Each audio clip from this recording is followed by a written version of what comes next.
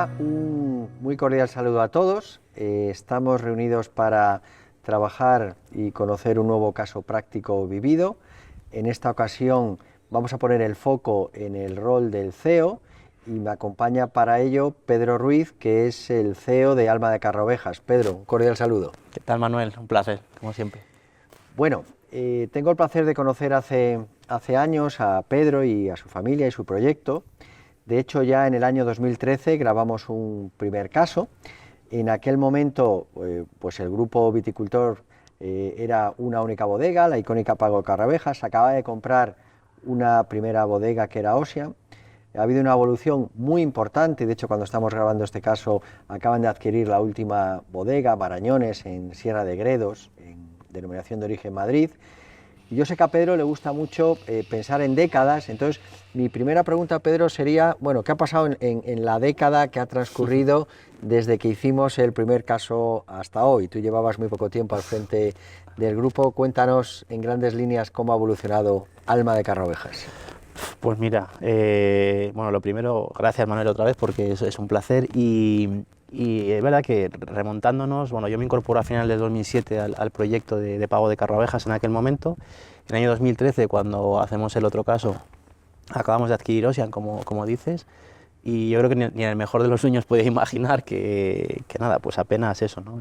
10 años más tarde, pues estuviéramos donde íbamos a estar, o donde estamos hoy, ¿no? Así que seguramente se podría haber hecho mejor también. Yo creo que no nos ha ido tan mal, pero muy contentos, ¿no? Entonces, en el año 2013 llegamos con Ossian. En el año 2017, que fueron ahí unos años hasta que estabilizamos tanto Pago de Carraovejas como Ossian, creamos el restaurante Ambivium aquí en Pago de Carraovejas, diversificando un poquito. Ya teníamos la parte de no turismo que habíamos puesto en marcha precisamente en el año 2013. En el año 2017 Ambivium, donde recibimos nuestra primera estrella Michelin el pasado mes de diciembre. Merecidísima, por cierto, enhorabuena. Muchas gracias. Y que vengan más. Que vengan más. Para eso estamos trabajando. En el año 2018, el nuevo proyecto en Ribera del Duero es Mi 76, un poquito también pues, con el tema del cambio climático y demás, y en una zona que conocíamos muy bien desde hace años, en la provincia de Burgos, en Fuentenebro, un proyecto maravilloso. En el año 2019, y justo antes ya habíamos creado el concepto Alma Carraovejas, que es un poco opuesto, ¿no? Nosotros hablamos siempre de un conjunto de proyectos singulares. Y en el año 2019 damos el salto a Ribeiro, a Galicia, en dos proyectos icónicos también. Uno de ellos, pues quizás uno de los blancos más icónicos que tenemos en nuestro país, que es Emilio Rojo. En Viñameín también, uno de los proyectos que cambiaron también el destino del Ribeiro en los años 90.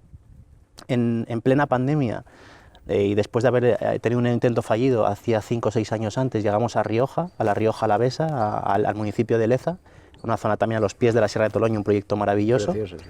Y en el año 2020, también en plena pandemia, comenzamos con nuestra importadora, con Singular Vineyards and Wines, con la idea también de atraer esos proyectos singulares a nivel internacional, ser nosotros también un poco los embajadores y poder traer estos proyectos a España.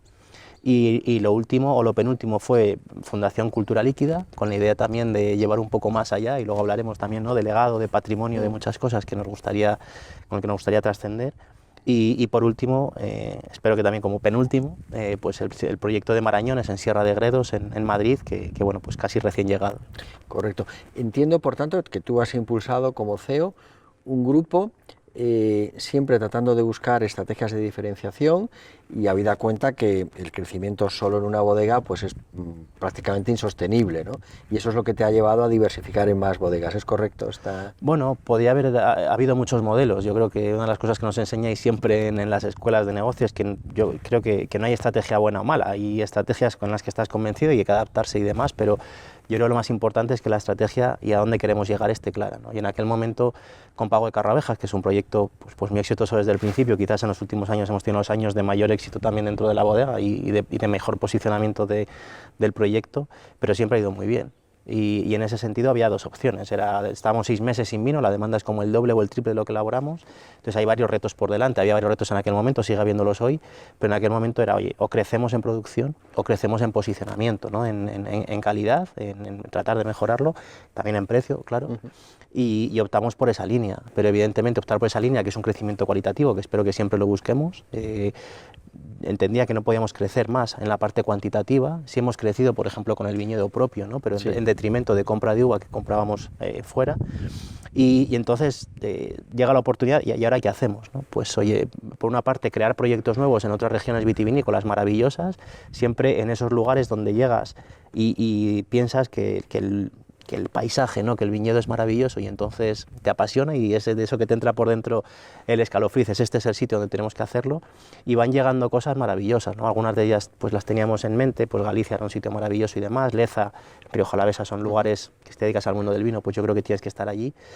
Y luego han llegado otros proyectos, pues algunos, como te digo, que poníamos en marcha nuevos, como 1076 o como Ayurri en Rioja, y otros como Viñameín, Emilio Rojo, Marañones u Ocean, que estaban en marcha, que son proyectos icónicos y que por un motivo u otro pues no tenían sucesión o motivo, y bueno, sí que había muchas personas o muchos proyectos interesados en darle continuidad. Yo nunca hablamos de comprar bodegas, no me gusta hablar de comprar bodegas, yo creo que no compramos bodegas, damos continuidad a proyectos únicos y a legados únicos.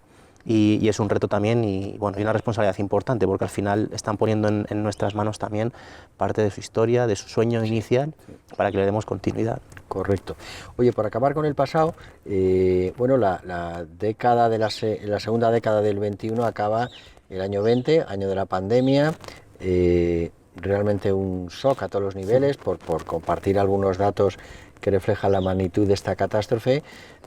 Pues a fecha de hoy, según cifras oficiales, 5 millones de fallecidos en todo el mundo, 250 millones de empleos perdidos en el mundo. Y te pregunto, como CEO, ¿cómo viviste aquella crisis que fue, la verdad, que un tobogán de emociones de todo tipo, ¿no? Bueno, es cierto que por una parte, desde luego, es una desgracia lo que hemos vivido, ¿no? Y no podíamos imaginarlo.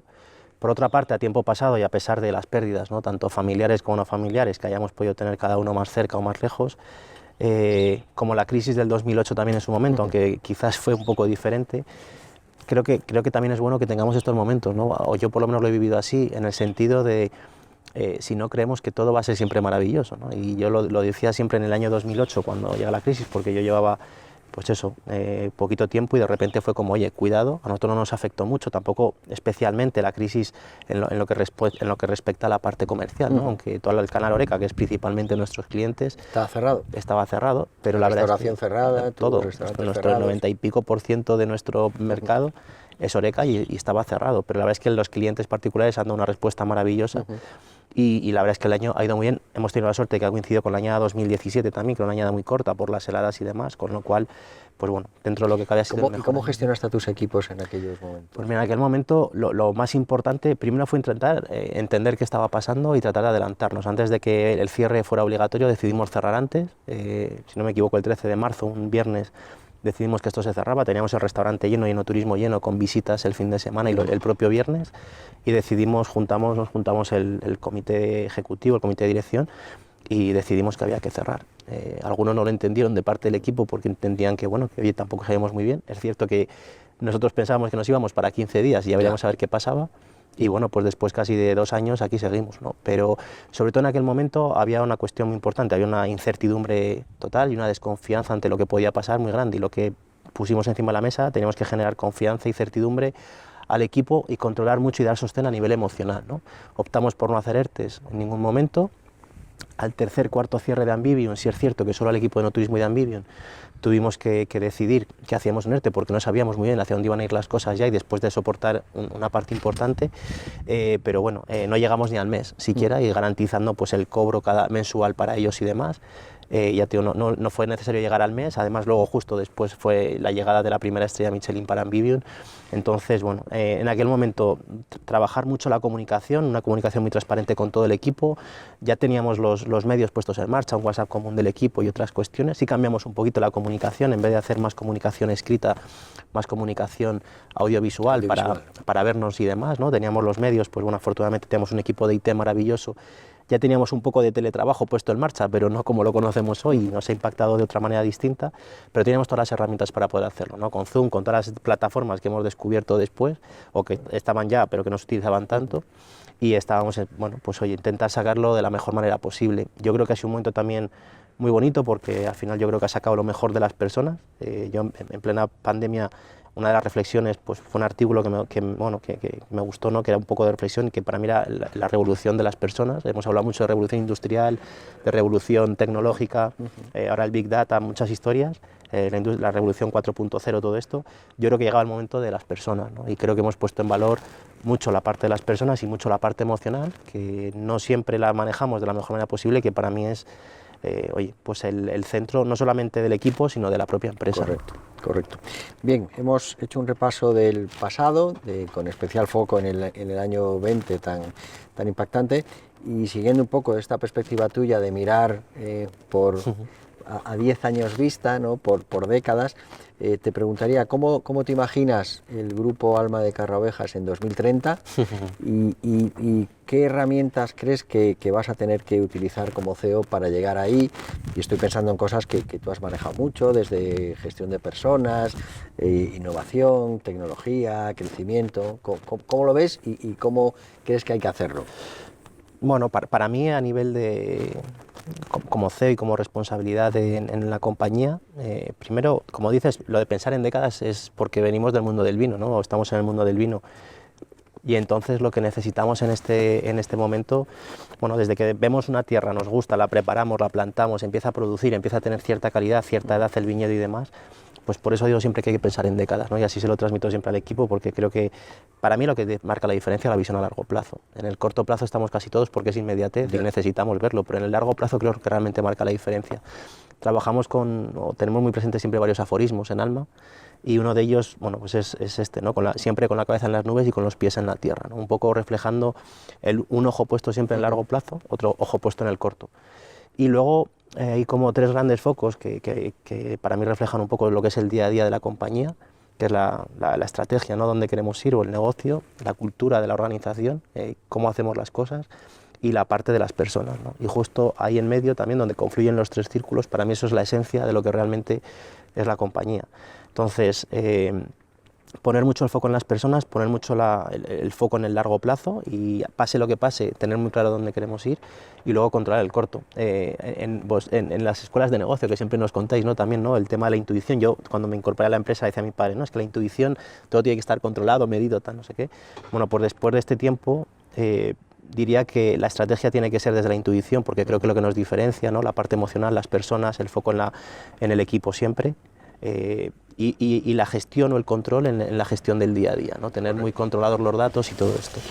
Y a partir de ahí, bueno, pues el cómo lo hacemos. Nosotros hablamos siempre de organizaciones ICA con H, honestidad, integridad, coherencia y autenticidad. Y luego, pues evidentemente estamos en un modelo, en una situación actual donde la digitalización es fundamental, no podemos mirar para otro lado, la sostenibilidad es fundamental. Para nosotros en Alma, yo creo que los retos que tenemos por delante, que ya veníamos con ello y lo estamos mejorando, es la internacionalización. Yo creo que el siguiente paso es que seamos capaces de hacer de Alma un proyecto en el mundo. Vendemos el 85% aproximadamente en España. Me gustaría que duplicáramos la venta en exportación. ¿Y tener alguna bodega fuera incluso? Sí, por supuesto. Yo creo que ahora los retos son la parte vitivinícola, la parte gastronómica, la parte de patrimonio, que para nosotros es muy importante, de recuperación de viñedo, de variedades autóctonas, de muchas cuestiones, pero también de patrimonio, digamos, histórico-cultural, a veces intangible. Entonces, donde llegamos también, llegar, situarnos, conocer muy bien todo esto. Para esto también nace la fundación y bueno, y los proyectos que tenemos adelante es esto, y a futuro me gustaría incluso que tuviéramos una diversificación importante, ¿no? Porque no, me encanta el mundo textil o el mundo incluso de las joyas, no sé por qué, pero me parece que son buenos complementos para lo que podríamos llegar a hacer, ¿no? Y a partir de ahí, pues hasta donde lleguemos, vamos a ver qué somos capaces de hacer y qué podemos hacer con lo que tenemos delante. Si miramos a los 10 años atrás, la década anterior y demás, bueno, yo creo que hay datos muy significativos. Hoy tenemos de EBITDA lo que teníamos de facturación cuando llegamos. Entonces, a nivel de negocio, me encantaría, ¿no? Que pudiéramos volver otra vez a duplicar a reflejar eso. Y volver a duplicar, y que tengamos, ojalá, podamos duplicar el EBITDA dentro de 10 años, podamos estar aquí sentados hablando de muchos proyectos en otras zonas y, bueno, poniéndolo en el mundo, ¿no? Que para mí el concepto de globalización, ¿no? Ha sido muy importante para nosotros delocalizarnos y tener proyectos en diferentes zonas, porque creo que te abre la mente, te abre llegar a otros lugares, no solamente hacer vino, es esa parte de propósito, ¿no? De historia, de cultura, Vamos a hablar ahora de propósito, pero antes de eso, déjame que te pregunte por dos cuestiones concretas. A ver, es obvio que todo este crecimiento que habéis experimentado sin haber atraído personas talentosas es imposible, ¿no? En ese territorio de las personas, ¿qué has aprendido? ¿Cómo gestionas tú como CEO a las personas? Bueno, para mí es la clave. para mí o sea, es que no hay otra clave que no sea el hecho de las personas, ¿no? Yo creo que una organización no puede llegar solo hasta donde llegue su CEO, o hasta donde llegue su presidente, o hasta donde llegue su director general.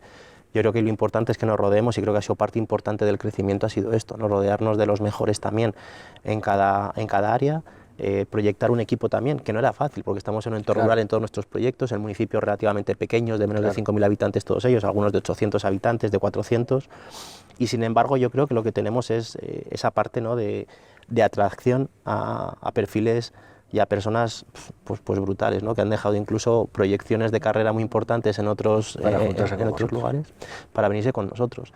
Y esto es lo que nos da el salto cualitativo fundamental, ¿no? Ahí un poco el reto, ¿no? o el miedo casi es perfecto con todo esto, pero que no perdamos la esencia, ¿no? Aunque evidentemente también somos conscientes, cuando hablábamos en el anterior caso, hablábamos del cambiar para que nada cambie, lo que suponían los cambios para mantener el pago de carraovejas donde estaba y lo que era, y tratar de ir más allá, pero había una cuestión que a mí me gustaba mucho, que es un libro de Goldsmith que se titula un poco así, traducido al castellano: lo que nos ha traído hasta aquí no es lo mismo que nos llevará hasta donde queremos ir, ¿no? Entonces, siempre atentos a poder seguir mejorando y con este trayecto y con este talento que atraemos, pues poder mejorar, ir más allá en lo que hacemos, pero que no perdamos nunca la esencia, ¿no? Es lo más importante. Justo relacionado con esto, te decía que te iba a preguntar sobre dos aspectos concretos. Uno era las personas, esto tiene que ver con la idea del cambio, ¿no? Cambio, sois más, la estructura es más compleja, me consta que habéis hecho muchos avances también en innovación, en tecnología. ¿Cómo gestionas tú el cambio? ¿Cómo gestionas tú la innovación como CEO? Bueno, primero yo creo que todos es parte de nuestra cultura, es parte de nuestras raíces, de nuestro ADN, y hemos siempre invertido mucho en innovación, en desarrollo, en investigación, y esto, quiero decir, si está arraigado en la cultura del día a día, para mí es muy importante, en esa parte de honestidad, integridad que decíamos antes y de coherencia. Es decir, tenemos que hacer, si somos así siempre, da igual que nos vean o que no nos vean, que estemos o que no estemos, siempre hacemos las cosas de esta manera, ¿no? Entonces, bueno, estar siempre muy atentos hacia dónde van las cosas. A veces nos ha costado también, porque a veces hemos cogido el aula demasiado pronto, y quizás en algunos cambios, pues si lo hubiésemos cogido un poquito más tarde, quizás en algunos casos hubiese sido mejor, pero creo que es bueno estar siempre en ser punta de lanza, ¿no? Querer ser punta de lanza, porque creo que nos da, bueno, pues otras cuestiones. Ahí, por lo tanto, es no solamente trabajar con los mejores en el equipo, sino estar en muchos proyectos donde también colaboramos con otras bodegas, con otras organizaciones, y no solamente a nivel nacional, sino a nivel internacional.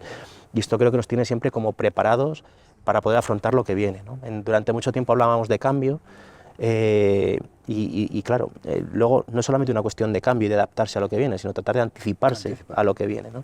Y es en lo que estamos intentando trabajar.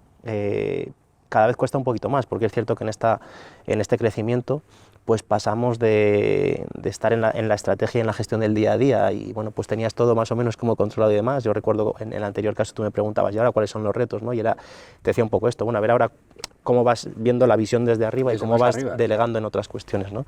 Y después de casi 10 años, pues sigo pensando lo mismo, ¿no? Pero de otra manera ya. O sea, al final es imposible para mí casi estar en la gestión del día a día en muchos proyectos. Esto supone, bueno, pues una forma diferente de gestionar el día a día, y estar mucho más en la estrategia. Y esto a veces, a los que estamos muy en el detalle, pues nos cuesta mucho, ¿no? Pero creo que es maravilloso, porque te das cuenta de que el equipo lo hace mucho mejor de lo que lo haces tú, y esto también te da tranquilidad. Y a mí, una frase que me gusta mucho, que utilizábamos de pequeños: a veces hay que aprender a pilotar como los pilotos en la niebla, ¿no? Y confiar ciegamente en los demás, y tener confianza y paciencia con uno mismo.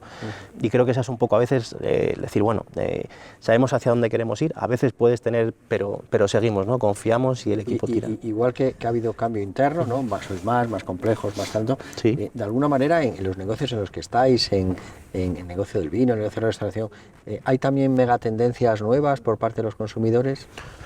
Sí, yo creo que sin duda. Yo creo que todo esto va cambiando. Entonces nos gusta mucho hablar de autenticidad siempre, ¿no? Y de mantener la identidad, pase lo que pase, por encima de modas, no modas, pero evidentemente tienes que escuchar al mercado y tienes que tratar a veces de adaptarte y a veces de anticiparte, ¿no? Y sí, por supuesto que cambia. Si observamos, bueno, el mundo del vino por una parte, no solamente nosotros, sino que mira, yo creo que he reflejado un poco lo que hablamos muchas veces, el tamaño de las empresas, lo atomizado que está muchas veces el mercado y demás, y cuando ganas ese tamaño también y ganas esa visión un poquito más amplia, ver las cosas de otra manera distinta, ¿no? Entonces yo creo que esto está pasando también en el mundo cada vez también se hace como más pequeño, en el sentido que todo está más conectado, y parece que antes nos costaba mucho quizás hablar de Japón o tal, y hoy parece que lo tenemos ahí, Y luego, por otra parte, pues a nivel también gastronómico lo mismo, ¿no? Si vemos, no sé, mira Madrid lo que ha cambiado en los últimos años y también cómo ha cambiado la estructura de los restaurantes y de los grupos, ¿no? Y hoy en día algo era impensable hace años, hoy tenemos grandes grupos gastronómicos dirigiendo y manejando la cultura gastronómica de nuestro país, ¿no? Y no solamente a nivel nacional, sino con presencia a nivel internacional y con otras cuestiones. Y sin ir más lejos, la propia pandemia que hablábamos, pues es que ha cambiado nuestros hábitos, ¿no? Entonces tenemos que adaptarnos, tenemos muy claro hacia dónde queremos ir y qué es lo que queremos transmitir, por ejemplo con Ambivium, ¿no? Donde el vino es el elemento central del restaurante junto con la cocina y la sala, pero dentro de esa identidad y demás, ¿cómo podemos llegar más allá? Correcto. Bien, para acabar me gustaría compartir contigo 3 reflexiones. Hemos hablado de pasado, de presente y de futuro, y ahora quisiera hablar un poco más de ti, ¿no? O sea, de cómo Pedro Ruiz afronta las cosas. Y te quería hacer, para acabar, plantear 3 cuestiones. La primera tiene que ver con lo que tú apuntabas antes y que se desprende mucho de tu discurso, que es la idea de propósito, la idea de sostenibilidad. Mira, cuando yo esto lo debato a veces en clase, me encuentro que no son pocos las personas que son escépticas, ¿no? Que piensan que esto, el propósito, bueno, pues tiene mucho de marketing, incluso de postureo, si me permite la expresión. En tu caso yo creo que hay ahí un sentimiento genuino, ¿no? De pensar en una estrategia, de pensar cómo contribuir a la sociedad, ¿no? ¿Cómo vives tú esto del propósito? Yo entiendo que haya gente, porque ahora estamos también con el tema del greenwashing, ¿no? Sí. Todo esto de, oye, parece que es todo postureo, parece que es limpiar tu imagen, tal, no sé qué. Para nada, yo entiendo, nosotros llevamos mucho tiempo, cuando empezamos a hablar de sostenibilidad con el equipo y de hablar de muchas cosas, no estaba tan de moda, hace ya muchos años, eso hacia el 2007, 2008. Entonces en 2010 ya tuvimos nuestra primera memoria de responsabilidad social corporativa, que era como una bodega pequeñita, familiar, que haciendo una memoria de responsabilidad social. Y luego, yo lo digo muchas veces, yo no sé si antes el huevo o la gallina, pero al final las empresas funcionan bien y por eso tienen más en cuenta el tema del propósito, o las empresas que tienen propósito van mejor.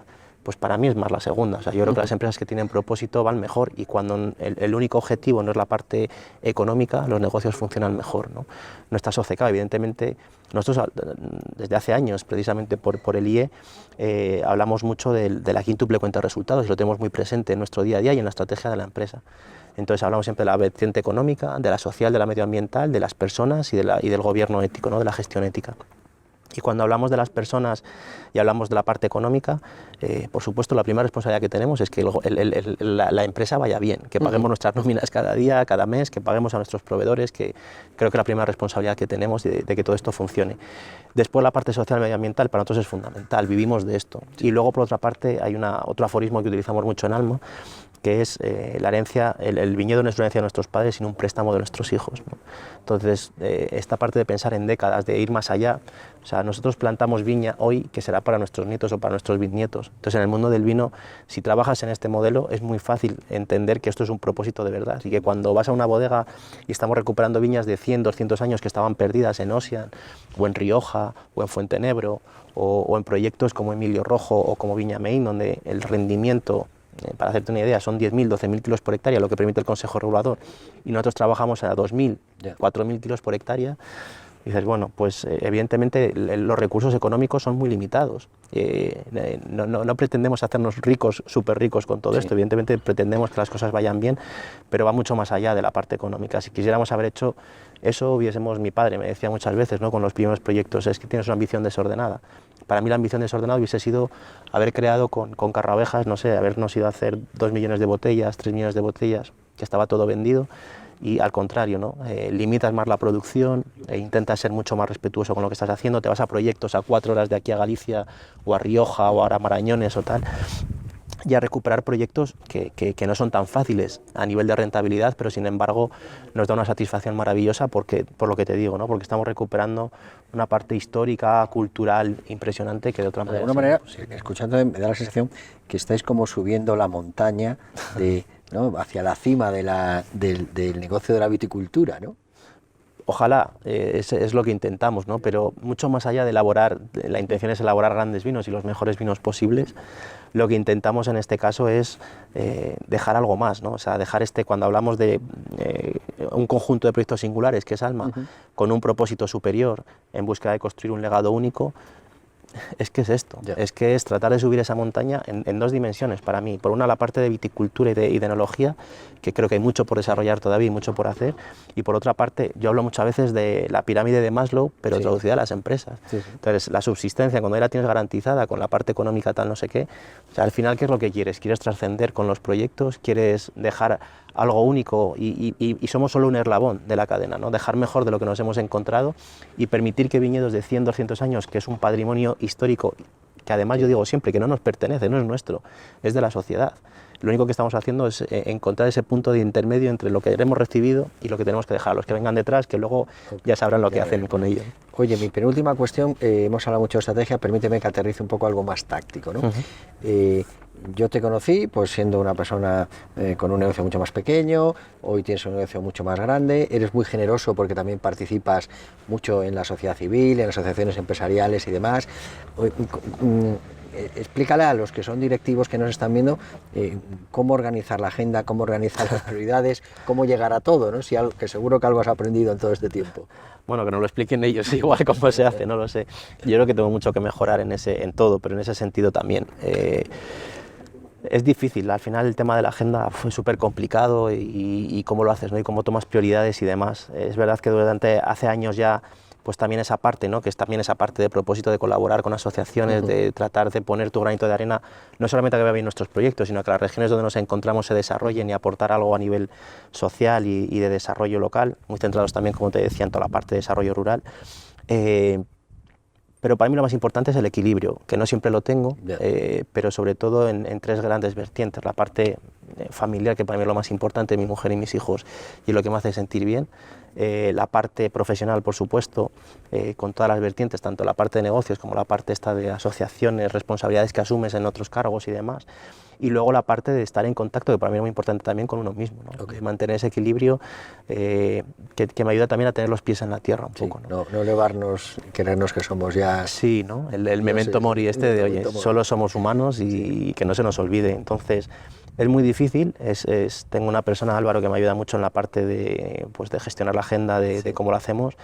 Insisto que creo que tengo mucho que mejorar, pero por ejemplo, mirar a la vuelta de verano, lo que me he propuesto es intentar llegar a casa todos los días, si puede ser antes de las 9, para intentar estar un ratito con mis hijos y con mi mujer, porque si no te metes en la dinámica, llegar todos los días tarde, te levantas todos los días y al final es como estás en otra vida, ¿no? Intento llevar a mis hijos al colegio todos los días con mi mujer, cuando puedo por las mañanas, si no estoy de viaje y demás, pero la mayor parte de los días que sea posible, y luego pues eso, intentar equilibrar un poquito, porque si no te das cuenta de que todo esto tampoco tiene mucho sentido, ¿no? Muy interesante. Oye, la última que te hago, te voy a dar dos datos estadísticos. El 90% de las empresas del mundo son empresas familiares. Y prácticamente el 90% de los CEOs de empresas familiares son miembros de la familia, como es tu caso, ¿no? Entonces, hay una alta probabilidad de que quien nos vea pues concurra que trabajan en la empresa de la cual su familia son accionistas.